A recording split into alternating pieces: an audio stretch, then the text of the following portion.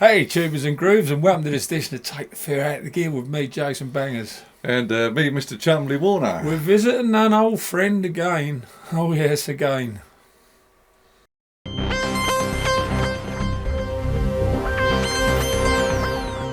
Behringer. I don't know how you want to pronounce it, but Behringer. Behringer, yeah. Okay, so we did a video a little while ago highlighting some of their new products that have been put under the spotlight, but they haven't yet been released. And it's quite an interesting topic because there's something holding them back. We don't quite know what. However, we missed out rather a lot of those. Yes, we did a bit more because people were asking, well, is there any other synths? So we did a bit more research. Holy shit, is there? There's an awful lot. Yeah, and we came up with, a few. We'll have to sort of, we found some pictures, so we'll go through them. Let's just do this first. It's time for... It's that time. Chummy Stats. It's that time again. So let's do the first one. Behringer are doing this... AKS Mini Soul. So it's like we'll put a picture up, it's like a mini keyboard and it's like a mini version of the VCS3, which they're hoping to do, which we said in the last video on this subject, like a bigger version of. So this is like a mini version. So that's the first thing. That's quite an interesting thing. Thank you very much. Something you might not know about a Mini Soul, man, is when it comes through the petition, they check with silicon chips and everything, and it goes through the board, and then Soul has a little look. Somebody tinkled to our reason. One, I agree that we should release this product. Thank you very much. And number two.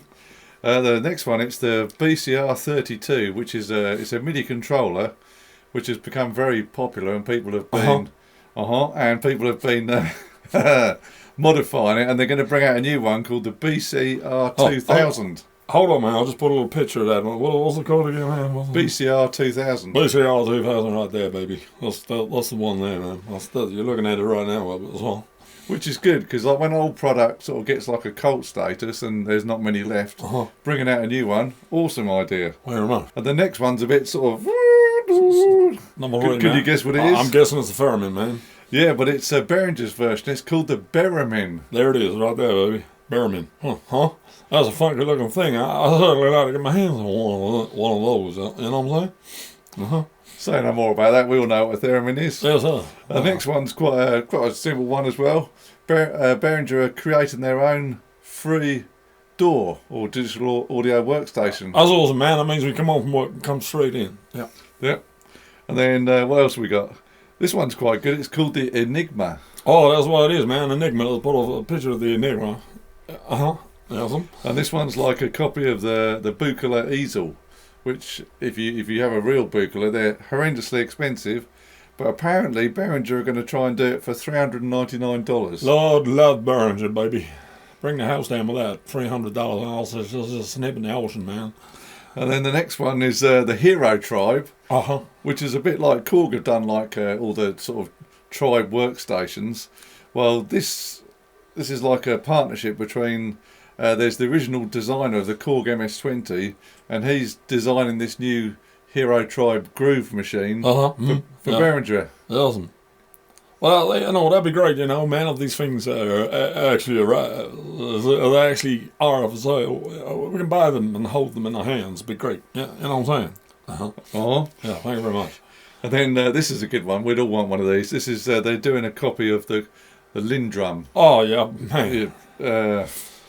So that's, we'll put up a picture of that. That's exciting. So that's... a lot of people don't know, man. Running a 16 RPS on one of these tapes when we did this man's, man. We did have a Linn Drum right in the background, but it got mixed out, man. That's what I'm saying. Got mixed out, man. Got mixed out. But I was the first to especially, man, but fades out, comes back in again. Linn Drum. Yeah. And then we've got the Model D Soul, which you've heard of the Behringer Model D. This is like, again, a mini keyboard version of like a tiny little mini Moog, but in a small little keyboard. Well, very much like the Model A Soul.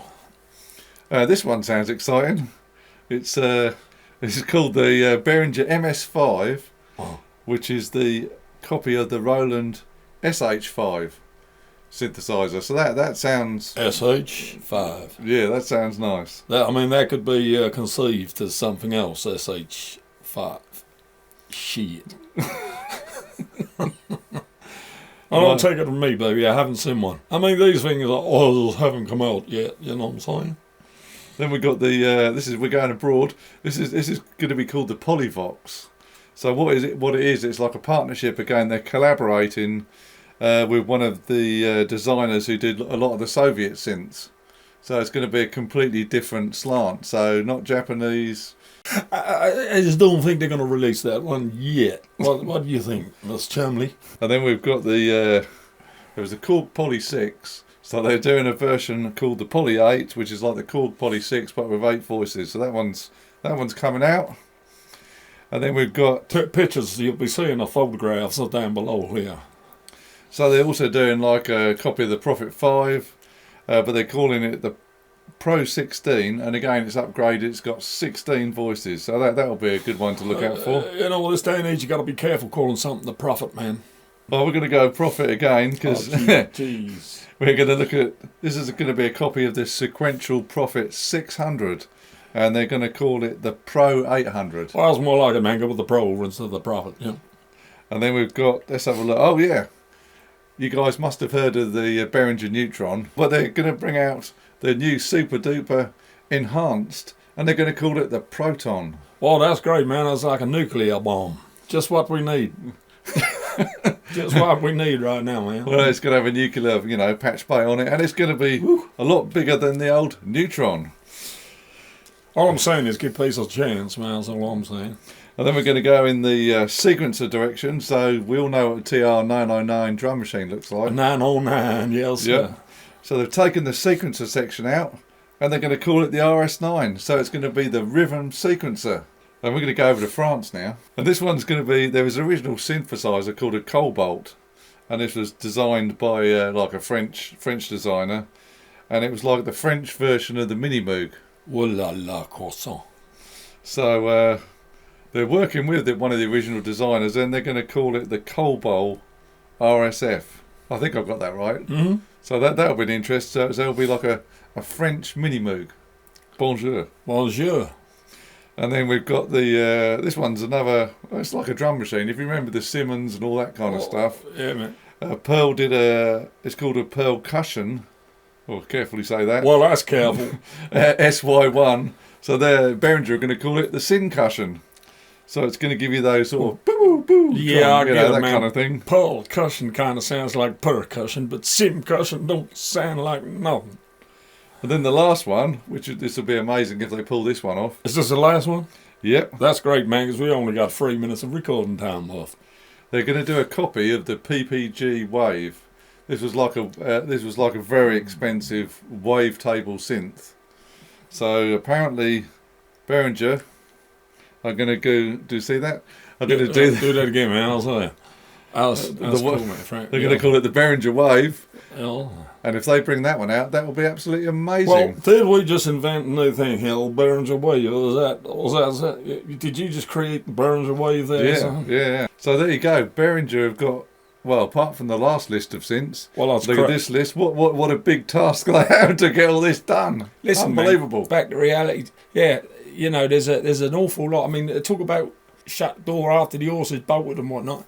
I mean, they've made all these wonderfully glittery adverts, but they don't exist. This is what we're saying, that we can't get our hands on them. I suppose, like we said last time, there's a bit of a problem with the synth chip shortages, and you just can't get the components, but it would be nice if Behringer just did a little video themselves saying, well, wanted that. These are the things we think we're going to get out in the next year. That would be cool. Well, this is kind of what we wanted in the very first instant. We don't expect them to call out to us personally, but maybe if enough people bark on about it, who knows? If we all bark on about it enough, we might get them done. But something's holding up. Even my prescriptions are getting held back because of something in the ether. I don't know what.